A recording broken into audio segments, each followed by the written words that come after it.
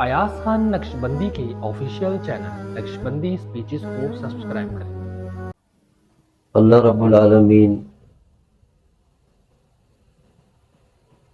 انسان جہانوں میں سب سے زیادہ اپنے محبوب آقا نامدار تاجدار مدینہ حضرت محمد رسول اللہ صلی اللہ علیہ وسلم کی ذات مبارک ہستی سے اللہ سب سے زیادہ محبت کرتے ہیں۔ اسی لیے اللہ تعالیٰ نے ساری انسانیت کے لیے ہدایت کا ذریعہ اور ہدایت کے طور پر ایک نمونہ، ایک آئیڈیل آپ علیہ الصلوۃ والسلام کی ذات اور شخصیت کو قرار دیا۔ نبی علیہ الصلوۃ والسلام کی ذات اقدس سے نسبت رکھنے والی جو بھی چیز ہے، جو بھی عمل ہے، آپ کا جو انداز جو آپ نے اپنایا، وہ سب کا سب سنت کہلاتے ہیں۔ جو آپ جس طرح سے آرام کرتے تھے، چلتے تھے، کھاتے تھے، پیتے تھے، ساری عادات سنت بنتی چلی گئی۔ تو اللہ کے قرب کی جو سب سے عظیم چیز ہے، اللہ کے قرب ہمیں جو حاصل ہوتا ہے، اللہ کی ذات کے سامنے ہم بھی محبوب ہو جائیں تو محبوب کی اداؤں کو اپنائیں۔ بس جتنا سنت سے محبت ہوگی، یہ تمام نوافل ہم جو ادا کرتے ہیں، نفل عبادات، ان سب سے زیادہ اثر سنتوں کو اپنانے میں رسول اللہ صلی اللہ علیہ وسلم۔ کیونکہ دنیا کا جو نظام ہے نا، اس کا سارا عروج نسبت کی برکت سے، ہر چیز کو جو شان ملتی ہے وہ نسبت سے۔ ایک طریقہ ہے عبادت کا، ہم اپنے طریقے سے، اور کوئی بھی کام ہم جب اس طریقے سے کریں کہ یہ طریقہ رسول اللہ صلی اللہ علیہ وسلم کرے، ان کی سنت کے ہو، تو اس کا اجر بھی اسی حساب سے بڑھ جاتا ہے۔ تو ہر چیز اپنی نسبت کی وجہ سے مقام رکھتی ہے، نسبت۔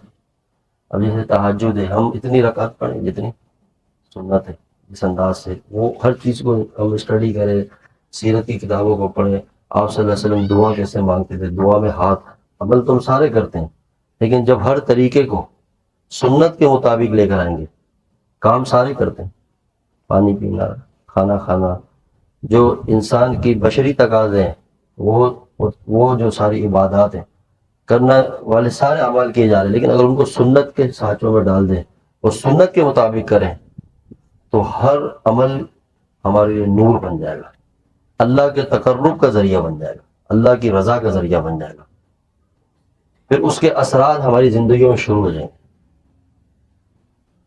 یاد رکھیں۔ اور ساتھ والوں پہ بھی پڑتے ہیں، جو ساتھ ہوں، جس گھر پہ اس گھر پہ اس کے اثرات پڑتے ہیں۔ اصل انسان کی اپنی شخصیت ہے، جو انسان خود جس چیز کو فالو کرے گا، جس چیز کو اپنائے گا۔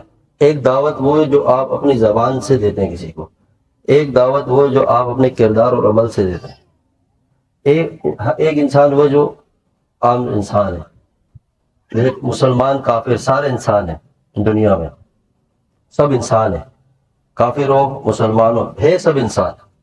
لیکن مسلمان کو جو شان ملی کس وجہ سے ملی؟ ایمان کی وجہ سے، کلمے کی وجہ سے۔ تو انسان ہے لیکن فرق آ گیا، کیونکہ بنانے والی ذات نے جس نظام اور سسٹم کو ہمیں دیا، اس کے مطابق جو آیا تو اس کی شان بڑھ گئی۔ اب مسلمانوں میں بھی وہ لوگ جو اتباع کرتے ہیں، اللہ کی مانتے ہیں، جو وہ زندگی گزار رہے ہیں، تو ان کی نسبت اتنی، یعنی جتنا ہم ان چیزوں کو اپناتے جائیں گے اتنا ہمارے اندر اعمال کا نور بھی بڑھتا چلا جائے گا اور اللہ کی ذات سے تعلق بھی بڑھتا چلا جائے گا۔ پھر ہماری اصل چیز ہے وہ نسبت ہے، ہر عمل کی جو نسبت ہے وہ رنگ دکھاتی۔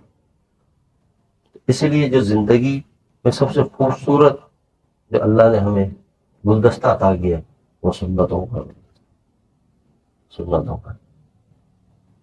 جو سنتوں سے جب محبت ہوتی ہے نا، جب نبی علیہ السلام کی اداؤں سے جب عشق، محبت سے عشق کے درجے اختیار کرتی ہے، پھر ظاہر بہت فاصلہ ہو لیکن قلب کا اتصال ہو جاتا ہے، روح کا اتصال ہو جاتا ہے، جڑ جاتی ہیں وہ فیض و انوارات، اس روح کے اندر داخل ہونا شروع ہو جاتے ہیں محبت کی وجہ سے۔ یہ بعض بزرگوں کے بارے میں آتا ہے کہ وہ اتنی محبت کرتے تھے، اس درجے کی ایسی اتباع کی، ایسی غلامی اختیار کی کہ وہ آنکھیں بند کرتے تھے اور رسول اللہ صلی اللہ علیہ وسلم کا دیدار ہو جاتا. اتنی قبولیت اللہ نے عطا کی. تو ہماری زندگی اللہ نے جو دی یہ بہت بڑی نعمت ہے، بہت بڑی. اور جس ذات سے واسطہ پڑا ہے وہ بے نیاز ہے، اس کو کسی کی ضرورت نہیں. اللہ نے جو ہماری جو نسبت ہے نا اس امت کی، وہ نبی علیہ الصلوۃ والسلام کی ذات کی برکت سے. محبوب جو اللہ کے ہیں، کائنات کے سردار ہیں، امام الانبیاء ہیں، کہ امتیں ساری آتی رہی ہیں لیکن ہر امت کے اوپر اجتماعی عذاب آیا، کسی پہ کیا کسی پہ کیا، ان کو ایک ایک عمل پہ پکڑا، لیکن یہ اپنی نسبت کی وجہ سے قائم دائم ہے. ان کے پیچھے دعائیں رونا دھونا. تو جو نسبت ہمیں اتنا کچھ عطا کر رہی ہے اور اللہ کی اتنی رحمت ہمیں دے رہی ہے، صرف وہ جو ہم مانگ نہیں رہے، جو ہم طلب نہیں کر رہے، جو ہماری چاہت نہیں ہے، ہم ایک نارمل اور ایک عام سی زندگی گزار رہے ہیں. ابھی ہم اتباع کی طرف نہیں آئے، ہم صرف ایک کلمہ پڑھ کے مسلمان ہیں، ہم سے ایک زندگی گزار رہے ہیں. تو وہ نسبت کی برکات وہ بھی لے رہے ہیں جو ایسے عام گزار رہے ہیں، کیونکہ اجتماعی جو اثرات ہیں اس کے جو دعاؤں میں جو ہم شامل ہو چکے ہیں امت ہونے کی وجہ سے، اس کی برکات لے رہے ہیں.